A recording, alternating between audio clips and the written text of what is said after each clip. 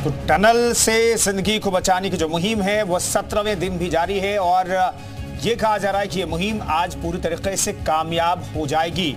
पिछले 16 दिनों की तस्वीरें हम आपको दिखा रहे हैं। पिछले कुछ दिनों के दौरान हालांकि ऐसा लगा, पिछले 1-2 दिन को छोड़ देते उससे पहले के दिनों में ऐसा लगा कि बस आज कामयाबी मिल जाएगी। रामानुज, हम आप चर्चा करते रहे, कई बार ऐसा लगा कि सुबह 5 से 6 बजे 7-8 बजे वो कामयाबी मिल जाएगी, लेकिन वो कामयाबी आज शाम मिलने की उम्मीद की जा रही है। हालांकि उसमें भी थोड़ा वक्त लग रहा है। हम उम्मीद कर रहे थे कि जल्दी खबर आएगी, लेकिन मिनट दर मिनट जो है वो आधे घंटे और घंटे में तब्दील हो गया है। लेकिन हम ये जानना चाहते हैं और दर्शक जानना चाहते हैं, क्या रेस्क्यू टीम पूरी तरीके से सुनिश्चित करना चाहते हैं कि आज हम निकालेंगे सभी मजदूरों को और कोई खामी नहीं रहने देंगे, इसलिए इतना वक्त लग रहा है? देखिए, ये आपने बहुत ही वाजिब सवाल किया है और चूंकि दर्शकों के भी मन में ये बात आ रही होगी कि आखिर में 17 दिन का वक्त।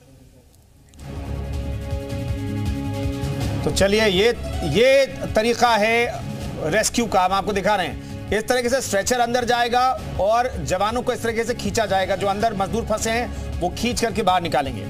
ये तरीका है, ऐसे होगा रेस्क्यू। ये समझिए, ये मलबे के अंदर ये 800 mm का पाइप है। इस पाइप के अंदर ट्रॉली डाली जाएगी। ये छोटी सी ट्रॉली होगी जिसमें व्हील्स भी लगे होंगे और रस्सी से बांध करके एक एक मजदूर को धीरे धीरे करके बाहर निकाला जाएगा मलबे से। ये प्रक्रिया होगी। 41 मजदूर दूसरी तरफ है। 12 एनडीआरएफ के मजदूर जवानों की 3 टीमें अंदर जाएंगी, यानी कि मलबे के दूसरी तरफ जाएंगी जहां पर मजदूर फंसे हुए हैं। उन्हें वेल इक्विप्ड करेंगे और उन्हें फिर इस तरीके से ट्रॉली पर रख करके खींचा जाएगा। इस प्रक्रिया में जो एनडीएमए ने जानकारी दी है उसके मुताबिक 5 मिनट तक लग सकते हैं और 5-5 मिनट करके जोड़े तो 2 से 3 घंटे का वक्त लग सकता है इन्हें सबको बाहर निकालने में। प्रक्रिया समझा दी हमने रामानुज, लेकिन ये प्रक्रिया शुरू कब होगी ये बड़ा सवाल है।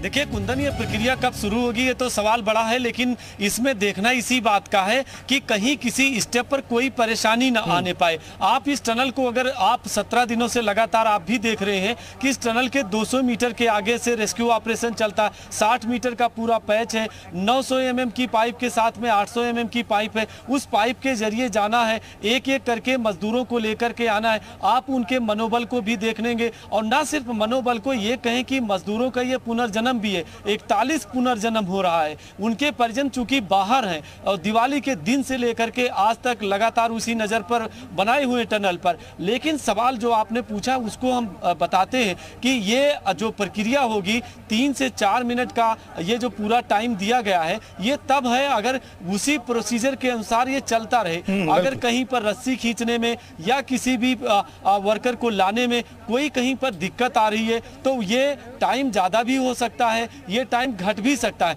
तो ऐसे में उस बात को भी ध्यान में रखा जा रहा है कि उस पाइप में जब रख करके लाया जाएगा तो कहीं किसी तरह की परेशानी ना हो। यही वजह है कि सबसे पहले एनडीआरएफ और एसडीआरएफ के जो एक्सपर्ट जवान हैं जो इसी तरह के डिजास्टर में काम करते हैं वो एक रिहर्सल करेंगे और यानी कि एक बार वो जा करके उनसे मिलेंगे और कैसे पूरी प्रक्रिया सिस्टमेटिकली तरीके से चले। और वो भी 41 मजदूरों को लाने का काम है। अगर 3 से 4 मिनट का 5 मिनट का टाइम लगता है तो अमूमन ये 2.5 घंटे से या 3 घंटे के पीरियड में हो जाएगा। लेकिन ये हम आप केवल आकलन कर रहे हैं वहां मौजूदा स्थिति कैसे, जैसे कि टनल के उस साइड में वहां पर चाहे ऑक्सीजन की बात करें या फिर वहां पर करें कि उसमें किस तरह के मजदूरों की सिचुएशन कैसी है, उसमें कौन से ऐसे मजदूर हैं जिनकी सेहत नासाज है या जो किसी तरह की बीमारी से पहले से भी ग्रसित रहे उनको पहले लाना हो। तो ये तमाम बातें ध्यान में भी रखनी है और यही वजह है कि मेडिकल की जो टीम है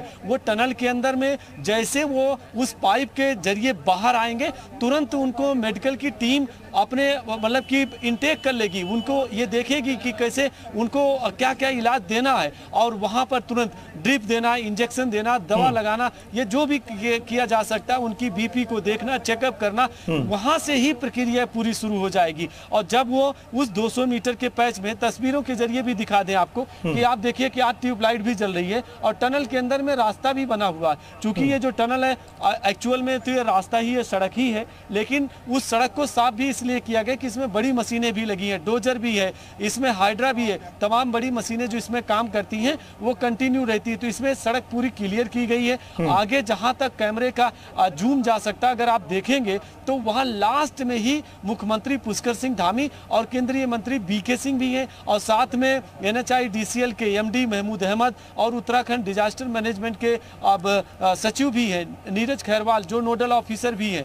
तो इन सबके साथ में तमाम एक्सपर्ट्स भी हैं। तो इस तरह से अगर आप देखेंगे तो लास्ट तक ये पूरी ट्यूबलाइट भी, लाइट भी जल रही है। और यहाँ तक चूंकि डे फर्स्ट से जी मीडिया इस पूरे उसको खबर को दिखा रहा है, तो यहाँ अगर आपको बताएं ऑक्सीजन की भी मशीन लगी हुई, एक एक स्टेप पे तमाम मशीनें भी हैं उन सबके बीच में, और वो हॉस्पिटल को एस्टेब्लिश करके बना दिया गया है ताकि जैसे वो पाइप के थ्रू बाहर आते हैं तुरंत उनको वहाँ पर मेडिसिन दी जाएगी, फर्स्ट एड के क्या सामान दिए जा सकते हैं उसको देखेंगे, मेडिकल की टीम तैनात है उसके बाहर इस तरह से।